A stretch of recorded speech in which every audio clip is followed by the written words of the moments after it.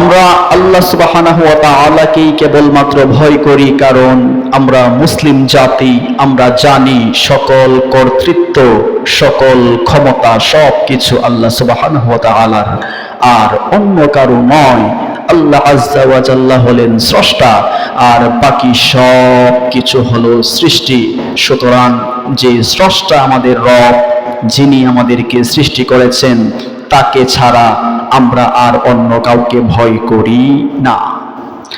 আমরা অন্য কাউকে ভয় করি না, কেবলমাত্র আল্লাহ সুবহানাহু ওয়া তাআলার গোলাম হিসেবে একচ্ছত্র মালিকানা রবকে মনে করে জীবনের সকল কাজ কেবলমাত্র আল্লাহ সুবহানাহু ওয়া তাআলাকে খুশি করার জন্যই করি। আমরা মনে করি আল্লাহ আজ্জা ওয়া জাল্লা যে অর্ডার আমাদেরকে দিয়েছেন, যেটা পালন করতে বলেছেন, সেটা আমাদেরকে পালন করতে হবে, আর যেটা আমাদেরকে ছেড়ে দিতে বলেছেন সেগুলো আমাদেরকে ছেড়ে দিতেই হবে।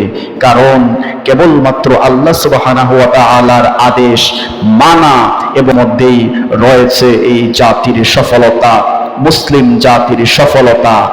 আর আমরা যখন আল্লাহ সুবহানাহু ওয়া তাআলাকে ভুলে গিয়ে মুহাম্মদুর রাসূলুল্লাহ সাল্লাল্লাহু আলাইহি ওয়াসাল্লাম যে দ্বীন আমাদেরকে দিয়ে গেছেন সেটাকে ভুলে গিয়ে আমরা যখন দুনিয়াবি মানব রচিত কোনো দিনকে বিশ্বাস করি, দুনিয়াবি কোনো নেতাকে আমরা আইডল মেনে আমাদের সামনের পথ আমরা অতিক্রম করি, সেই পথ আর যাই হোক ইহদিনাস সিরাতাল মুস্তাকিম হতে পারে না।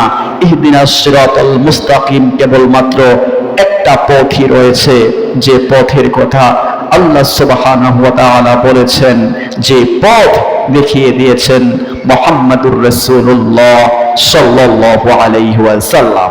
সুতরাং আল্লাহ সুবহানাহু ওয়া তাআলা ছাড়া অন্য কাউকে ভয় করা যাবে না। কারণ আপনি যে মানুষটাকে ভয় করবেন, আপনি যে মানুষকে ভয় করছেন একটা কারণে, আপনি মনে করেছেন যে তাকে আমাকে ভয় করতেই হবে, কারণ তার ক্ষমতা আছে, তার টাকা পয়সা আছে, আমাকে ভয় করতেই হবে। না, তাকে ভয় করলে চলবে না। আপনাকে চিন্তা করতে হবে, এই যে ক্ষমতা, এই যে টাকা পয়সা তাকে দেয়া হলো, এগুলো সে নিজ থেকে পায়নি। এই ক্ষমতা, এই টাকা পয়সা একজন দিয়েছেন, তিনি কে? আল্লাহ সুবহানাহু ওয়া তাআলা।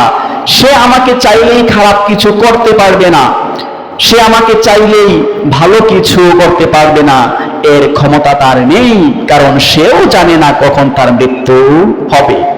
আল্লাহ সুবহানাহু ওয়া তাআলা চাইলে ওই ক্ষমতাধর ব্যক্তিটাকে নিমিষেই তার ক্ষমতা লেস করে দিয়ে একবারে মাটিতে মিশিয়ে ধূলিসাৎ করে দিতে পারেন।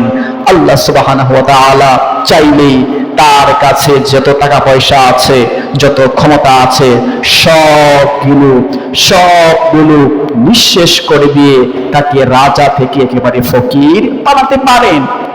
এই ক্ষমতা, এই টাকা পয়সা ক্ষণস্থায়ী, একদিন আছে, অন্য একদিন থাকবে না।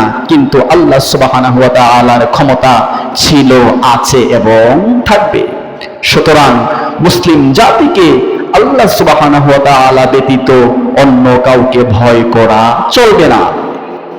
তার উদাহরণ আছে, এমন অনেক মুসলিম জনগোষ্ঠী আছে যারা কেবলমাত্র আল্লাহ সুবহানাহু ওয়া তাআলাকে ভালোবেসে, তাকে ভয় করে তাদের মূল্যবান জীবনটা বিলিয়ে দেয়, একটুও কার্পণ্য করে না। তারপরেও কাফির, মুশরিক, ইহুদি, নাসারা, বেদুইন যারা আছে তাদের সামনে মাথা নত করে না। তার জ্বলন্ত প্রমাণ হলো সেই ফিলিস্তিনবাসী। তাদের সাথে তাম পৃথিবীর অন্য মুসলিমরা নেই, তাদেরকে অন্য কোনো মুসলিম জাতি সাহায্য সহযোগিতা করছে না।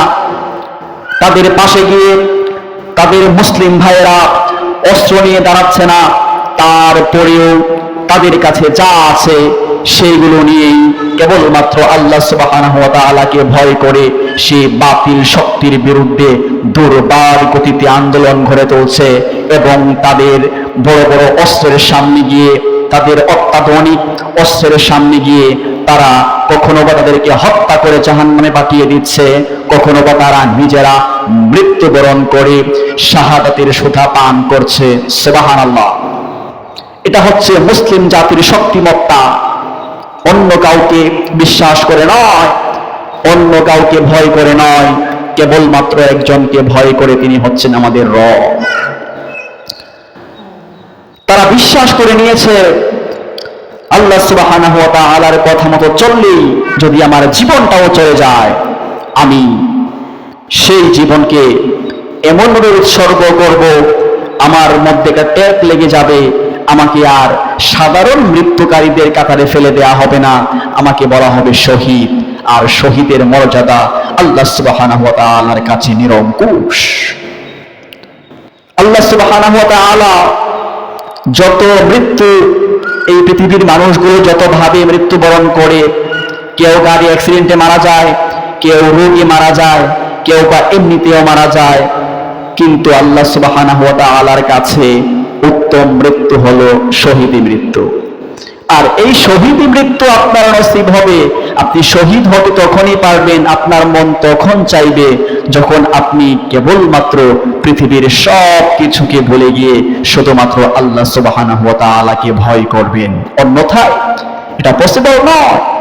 আর মুসলিম জাতির জন্য আল্লাহ সুবহানাহু ওয়া তাআলা ছাড়া অন্য কাউকে ভয় করা জায়েজ নেই, এটা হারাম।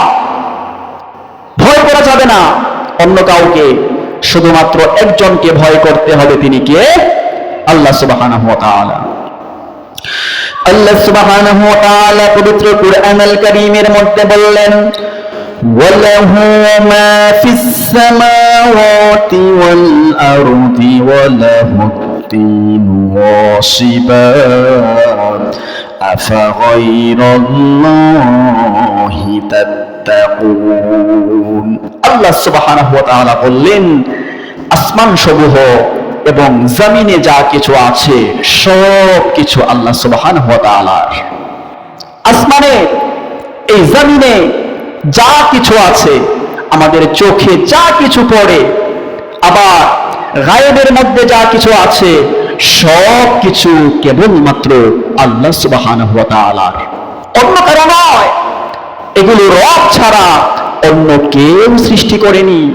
আবার রব বললেন, এই যে আসমান জমিনে যা কিছু আছে সব কিছু আমার, শুধু তা নয়, সব কিছু আমার নিয়ন্ত্রণে চলে।